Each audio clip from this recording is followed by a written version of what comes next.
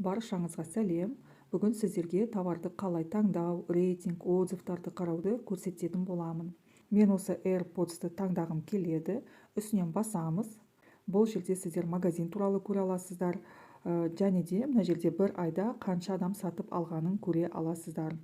Мына жерде бағаның төмендеуі немесе көтерілу жайлы мағлұмат бар. Үстіне басып қарасақ, бұл жерде қанша юань болды және де қазіргі уақытта қанша юань екенін салыстырып көре аласыздар.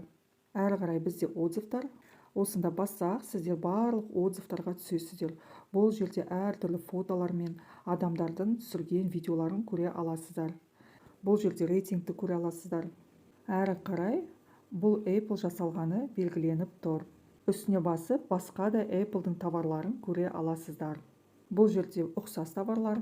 Бұл жерде Apple'дың характеристикасы бар. Қай жылғы жасалған және тағы да басқа характеристикаларын переводқа салып, аударып оқып қарай аласыздар.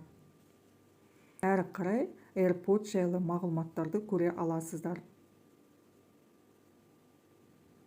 Бұл жерде сертификат жайлы қалай проверкадан өту туралы. Ал әрі қарай ұқсас товарлар бізге көрсетіліп тұр.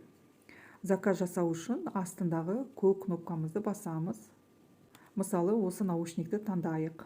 Көк кнопканы басамыз. Әрі қарай тағы да көк кнопканы басамыз. Одан кейін Alipay-ға көшіреді бізді. Оплата сұрайды. Poizon'да тек қана Alipay-мен ғана оплата жасай аласыз. Pinduoduo'дағыдай емес. Pinduoduo'да Каспимен де жасауға болады. Көріп тұрғандарыңыздай басқа да карточкалар тұр, бірақ бұл Қытай карталары. Бұл жерде төлем жасауға қанша уақыт қалғанын көрсетіліп тұр.